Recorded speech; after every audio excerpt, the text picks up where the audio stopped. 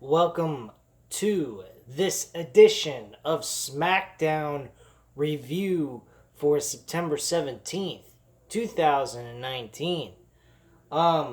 Ladies and gentlemen, this show had some decent stuff. I have to say this, starting right off the bat, there's not going to be as much complaining. There will be some complaining because this show wasn't anywhere near a perfect show. By far.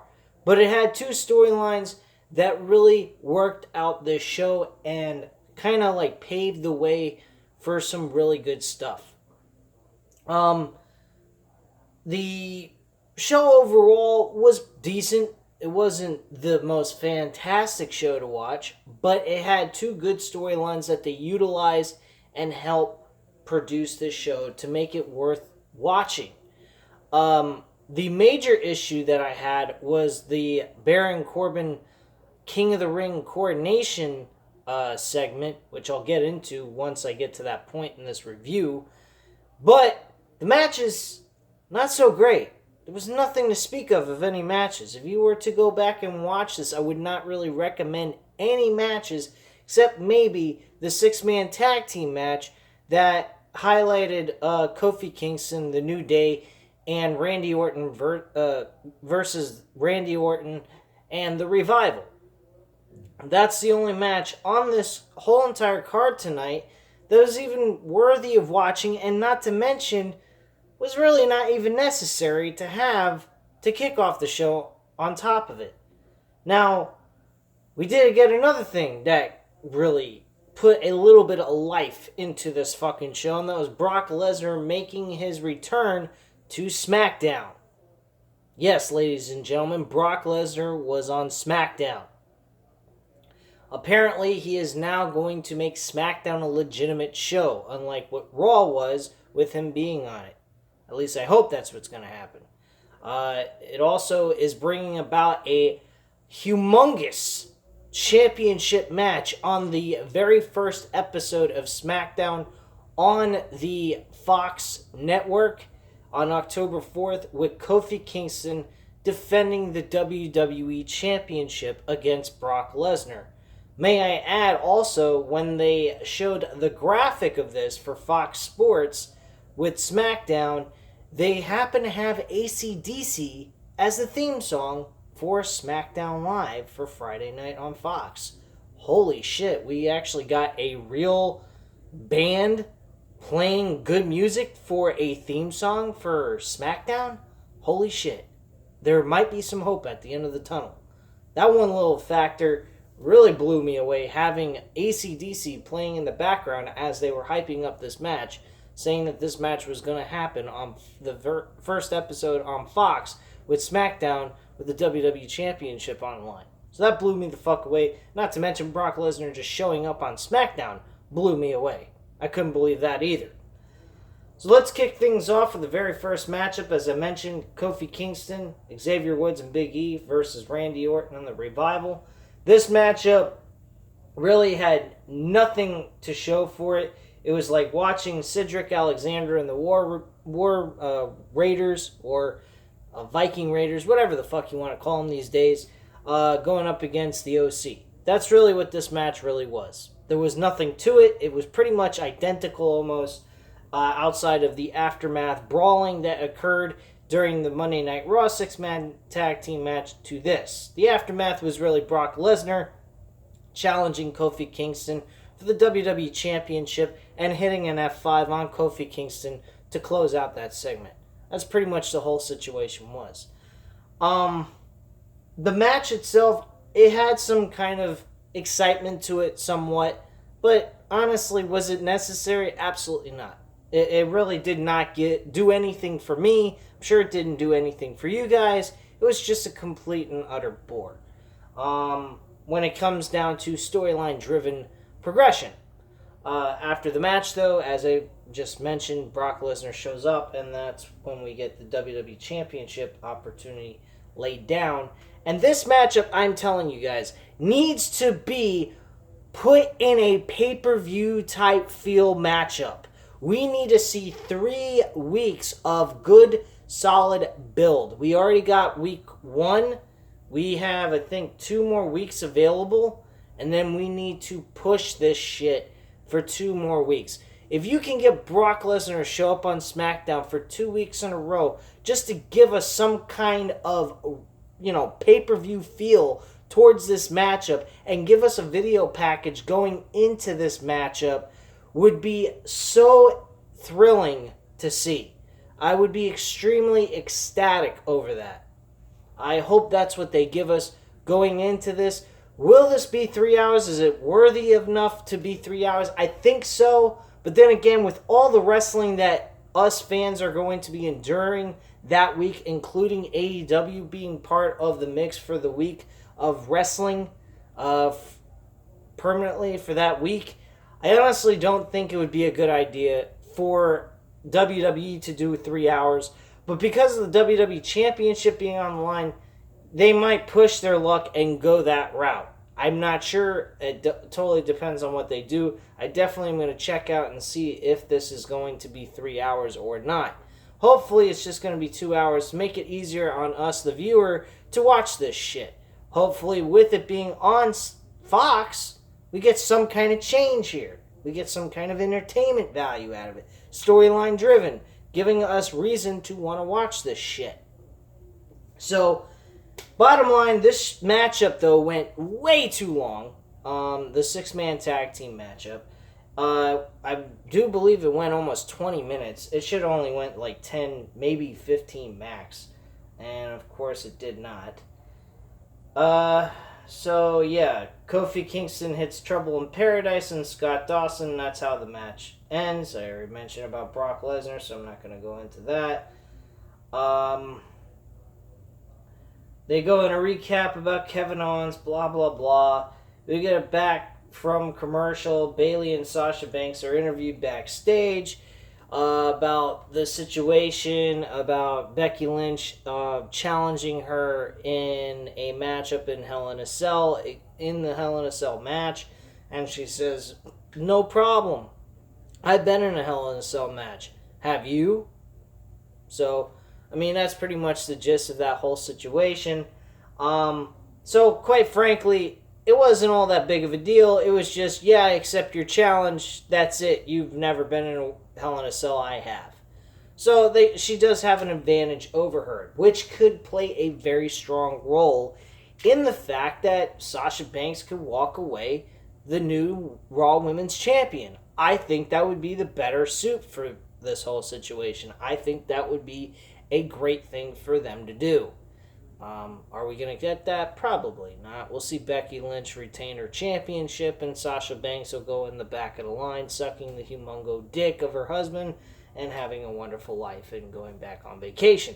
I don't fucking know, but I don't trust WWE to do the right thing with Sasha Banks and get her in the position she deserves to be in. This is an opportunity to have her win a Hell in a Cell, which she was in before. Becky Lynch is not. And have her win that title and then have her first ever title defense in a rematch against Becky Lynch in a last woman's standing match. That would be the proper way to do things at Survivor Series. That's what I truly believe they need to do. Fuck the whole SmackDown versus Raw bullshit shenanigans. If you want to do that, just do one match of that, with that being the main event, with the WWE Champion and the Universal Champion representing both teams of Raw and SmackDown, and having 4 other guys with them in a traditional Survivor Series matchup.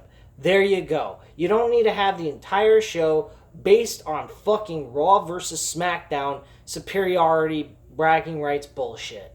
I'm sorry, I'm not into it. It gives an excuse to WWE to not build a fucking proper pay-per-view, especially for Survivor Series.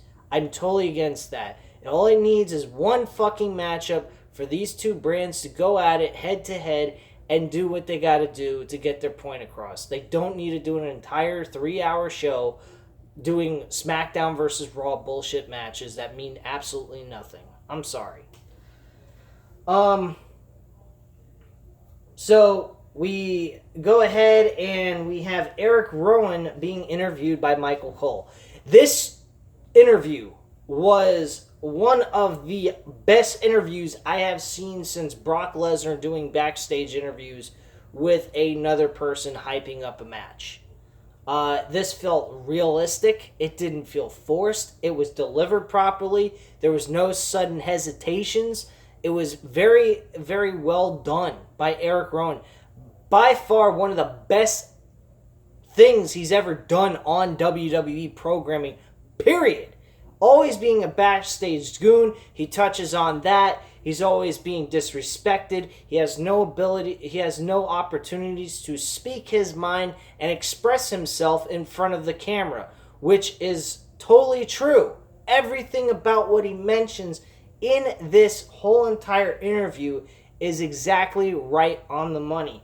He is looked at upon as a stooge, as a guy that helps other people. He's not.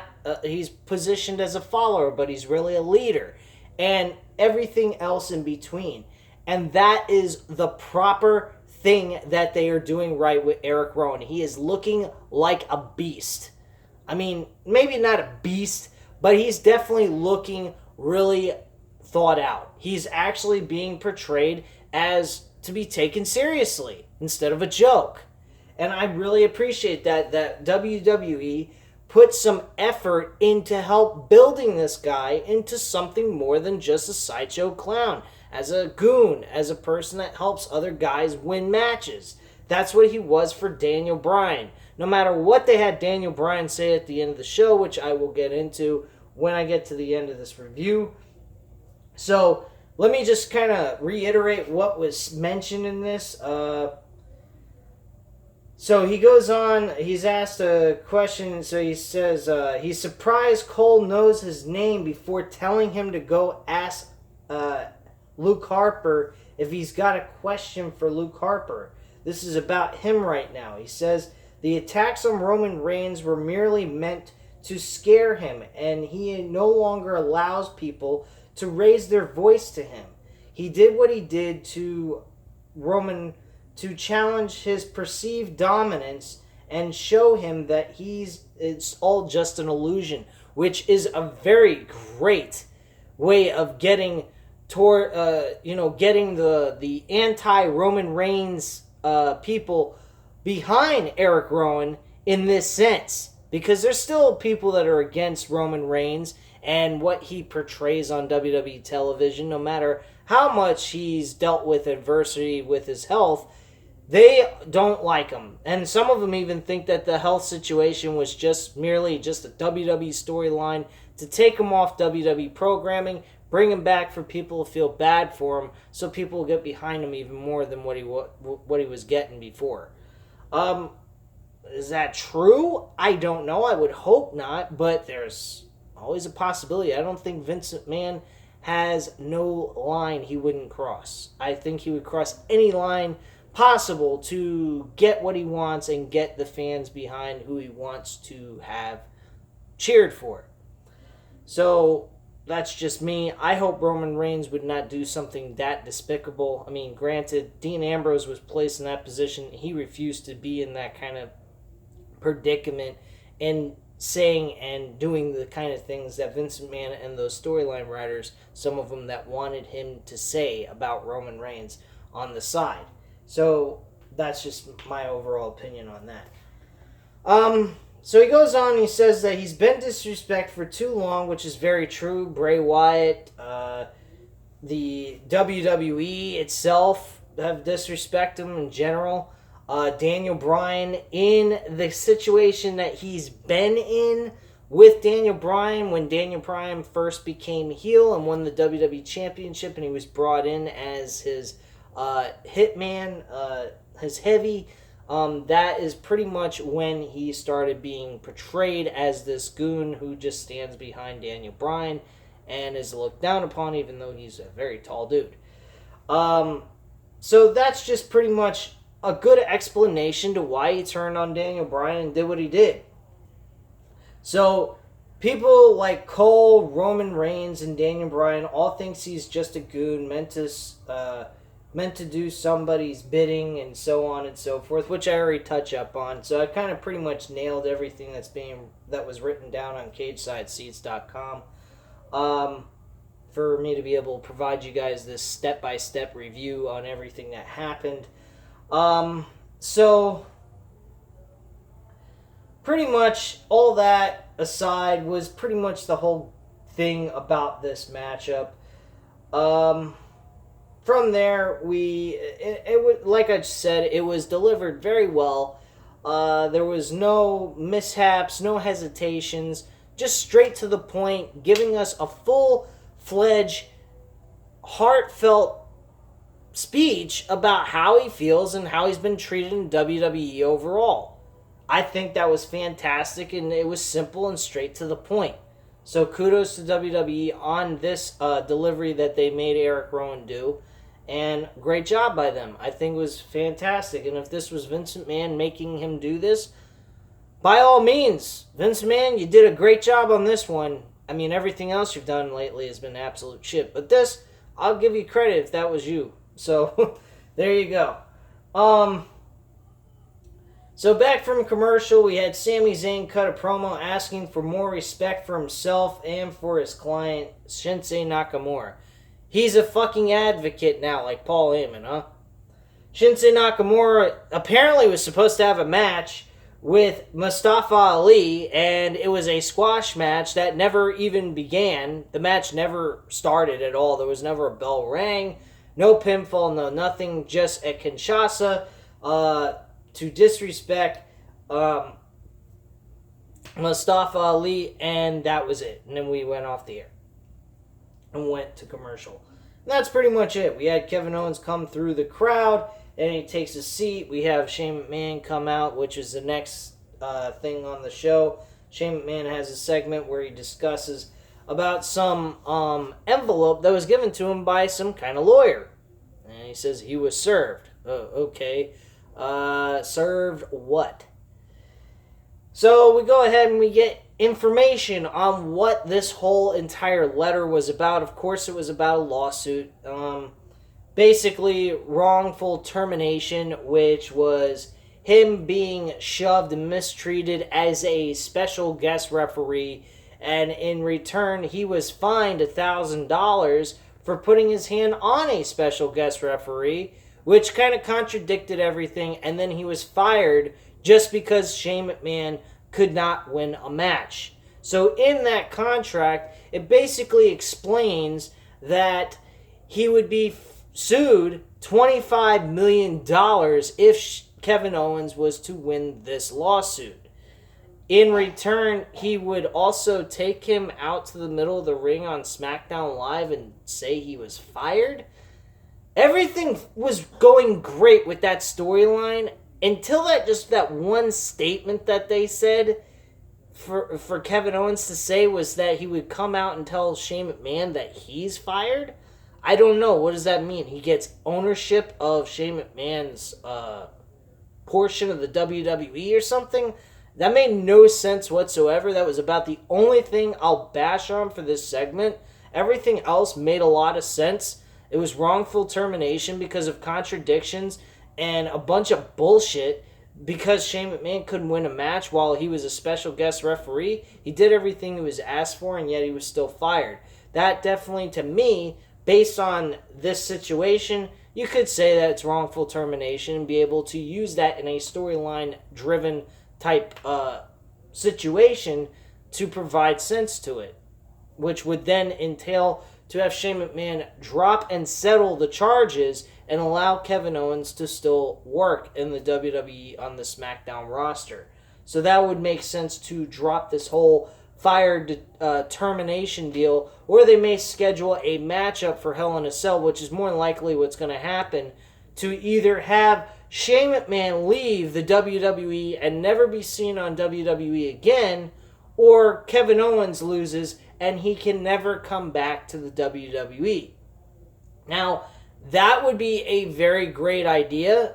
Now, would I appreciate them doing another Hell in a Cell match, a third Hell in a Cell, and a second time ever seeing Kevin Owens and Shane McMahon in a Hell in a Cell 2 years later after we already have one with these two at 2017's pay-per-view? I don't know. But the idea of doing a stipulation match where if one guy loses, they gotta leave, which should have happened at the SummerSlam pay-per-view. We didn't really get that, so it was just Kevin Owens' career on the line. And he kind of jumped the ante anyway, even though he won the match and kept his job, he still was fired regardless because he wanted him fired anyway. So to make everything flow perfectly, we're going to get the match we should have had at SummerSlam where both careers are on the line and someone's keeping it and the other one's losing it. That would be the proper thing to do based on what's going on here from what I see. So I think that's probably the best thing we can get. And not to mention, who the fuck really needs Shane McMahon on TV anymore? He doesn't need to be on Raw, he doesn't need to be on SmackDown, he doesn't need to be on any pay-per-view. He's done everything possible. There's nothing more that Shane McMahon needs to do. He ain't even really a full-fledged competitor. He's just the son's. He's just the son of the owner's company. So who the fuck cares? Just do something backstage and be creative. Help the company thrive and create better storylines. If that's something that Vince McMahon will allow his son to do. Hopefully that would be something he would think about doing instead of having him on TV looking like a fucking dumbass. Anyway, so that's pretty much that whole situation. Let me see here, scrolling through here. We get another AOP promo video package that we got last night on Monday Night Raw. I'm not going to reiterate that shit. I just pretty much didn't mention anything about it last night. This whole thing is just a joke. Not to mention they had him speak another language, which, by the way, was fucking retarded. I don't understand that. We all know they can speak English. What the fuck are they speaking in a foreign language for? Makes no sense. Charlotte Flair versus Sasha Banks. Please, shoot me in the fucking head. This match absolutely sucked. It was by far the most depressing and disappointing matchup on the entire card tonight. May I never see these two women face each other for a long, long time. This match sucked. Nothing to it. Completely boring and ended in disqualification because Bayley was helping out Sasha Banks from losing the match because she looked like she was going to be submitting to the figure 4, almost into the figure 8. There was a moonsault performed by Charlotte Flair, which is starting to get kind of old, people. I'm getting really sick and tired of seeing Charlotte Flair perform a moonsault from the top rope onto the outside of the ring. It is only something that should be done in mere spectacle moments, such as like a WrestleMania type moment or a major big pay-per-view like SummerSlam or Royal Rumble. But for this to be occurring every single time she's in a matchup against another big name star, I find it very annoying. Not to mention, it makes the moonsault maneuver look not so great. It doesn't give any kind of hype up to it. It doesn't give it any type of value. It doesn't make it seem all that important. It just seems like it's an everyday occurrence, making it like, oh, okay, well, we saw a moonsault, big fucking deal. Who gives a shit? So that's about the only thing that really stood out in this entire matchup. If it wasn't for the moonsault, the match itself would have sucked anyway, and it did anyhow, even with the moonsault included in the match. We eventually were to get Carmella to come down to the ring to help Charlotte Flair. Where did she take her time off from her duties of protecting R-Truth from losing the 24/7 championship belt, or what? By the way, I am so thankful they did not have one fucking segment based on the 24/7 championship. Thank you, Lord. WWE did something right here in this episode. They cut out all 24/7 segments and just made it about fucking wrestling, even though it was downright terrible. But they gave us something that didn't seem like a 3-ring circus. And let me tell you, the 24/7 title is a 3-ring circus that is not needed. Speaking of three-ring circuses, we had the coronation of Baron Corbin. We would think that this King of the Ring tournament and crowning a new King of the Ring would have meant something. Well, here's one bit of things that would have worked very well. It would have worked out if they would have made Baron Corbin show some class and respect to Chad Gable. He introduces him to come down to the ring and basically have a one-on-one talk, man-to-man, and he starts making jokes about his height in different references to how short he is and stuff like that. I honestly found this downright degrading. I found it absolutely fucking disgusting. It would have worked out better if you just gave him a handshake, then hit him upside the head with a fucking scepter, and that's it. You know? Do something of that kind of nature. At least you're still putting Chad Gable in the mix of actually being, part of a storyline here that's going to progress with Baron Corbin, and we get something out of this where we see them in another matchup of some sort that leads into something better, like them being number one contender of some type of title, IC championship, US championship, whatever. Doesn't matter. Just something that will give value to the King of the Ring. Instead, they decide that it would be a great idea for Chad Gable to get extremely pissed off, which he legitimately had a right to be mad about. And he decided to take everything that Baron Corbin was wearing and destroy it and rip it up into a million pieces. Not to mention stomping the piece of shit, worthless crown that was made out of fake gold, may I add, and made a symbol of what the King of the Ring really is. A meaningless, pointless tournament that meant nothing. How dare and how disrespectful is that to the King of the Ring tournament? It gives no value to that tournament when you're shredding everything up that Baron Corbin and anyone else who was involved in that tournament did. Makes it seem like it was garbage. I did not like this whatsoever. I think it was totally disrespectful to the King of the Ring tournament and what it stands for, and it just really did not give a whole lot of anything. Personally, it doesn't even really give Baron Corbin any value to move up in rankings or anything, just based on this alone.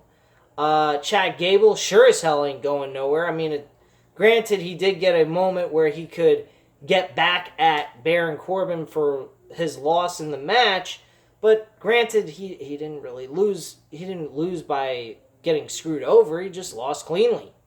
That's it. Me personally, it wasn't my cup of tea. I didn't really think that that was the best course of action for them to do. How I felt about it is it just really wasn't necessary. It could have been a simple little handshake showing some false respect for one another, and then when Chad Gable turns around, Baron Corbin hits him with the scepter, and that could lead to something else between these two guys where they can maybe have a number one contenders match to determine a number one contender for a US or IC championship title down the line. So that's just how I feel on that whole situation.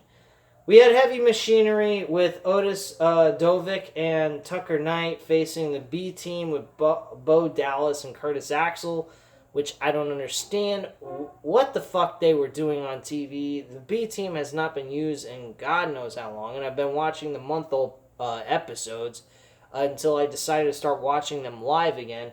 And they really have not been displayed or used hardly at all, except for one moment with Shane McMahon, and that was about it. The rest of the time being, for the last 3 months, they've been a no-show. They haven't done jack shit. So, I don't know what the fuck they had any reason being on here, but they got squashed and destroyed by heavy machinery, doing them no good whatsoever, but getting airtime and displaying how shitty they really are. And then we close out the show with Daniel Bryan making his entrance and pretty much doing his spiel on this whole entire situation with Eric Rowan. One thing I do value that WWE did with this segment is they had Daniel Bryan come out and say one thing that he has never been, and that's a liar. He's never lied to the WWE universe about who he is and what he is, whether he's a good guy or a bad guy. It doesn't matter. He's always been straight up with everybody, whether they like him or hate him, which is true. He never betrayed or really screwed anybody in the manner of like running them over with a car or trying to attack them from behind. He really most of the time just attacked his opponents straight up in their face. He would cheat in a match, yeah, when he played the heel role, but at the end of the day, he wasn't going ahead and trying to harm anyone from behind and purposely injure them. Unlike what Eric Rowan tried to do with Roman Reigns, which I think that's what was more disrespectful to Daniel Bryan, that he didn't want to be associated with someone like that. And he thought they were best friends. Now, granted, all that being said, you're talking about a guy who brought in Eric Rowan to be his heavy, his guy that is going to kick the shit out of anybody who tries to take the title from him, which kept him champion from November all the way up to WrestleMania against Kofi Kingston. So, I don't know how that doesn't give reason for Eric Rowan to be the way he was with Daniel Bryan when he did this turn on him. I really don't. It really plays into a factor that it makes Daniel Bryan look like a bad person.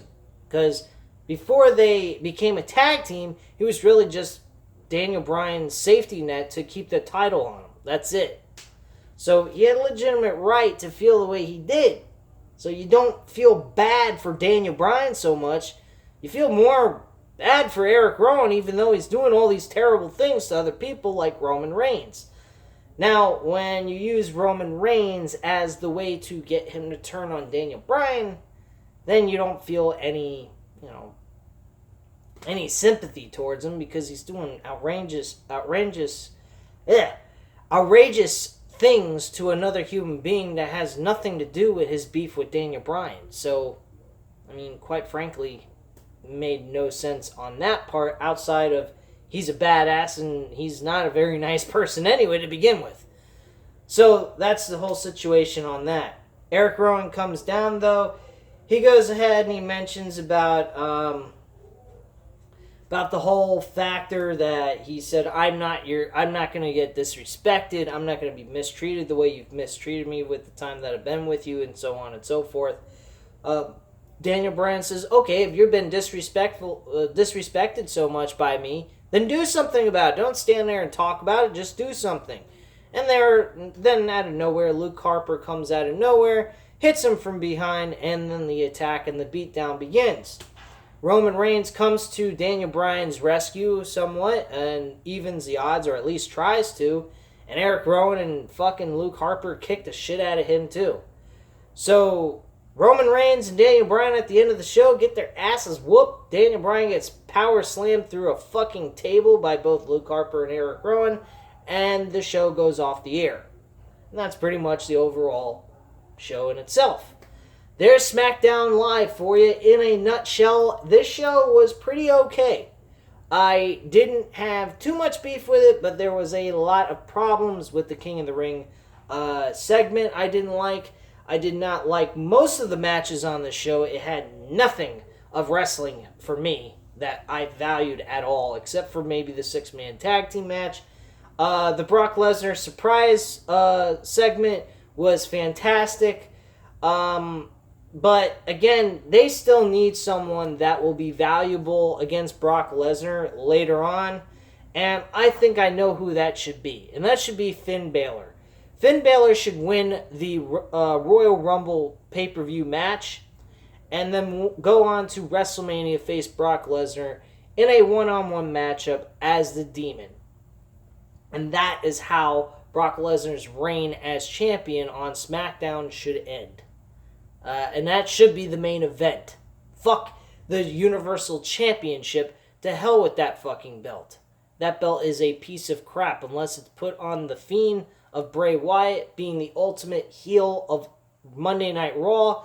I don't give a flying fuck what they do with that title, because it ain't going to mean shit with it being on Seth Rollins at this point. Because Seth Rollins, let's be honest with ourselves, he ain't going nowhere. He's not elevated that fucking title whatsoever, and he's been a complete bore throughout most of his reign as Universal Champion.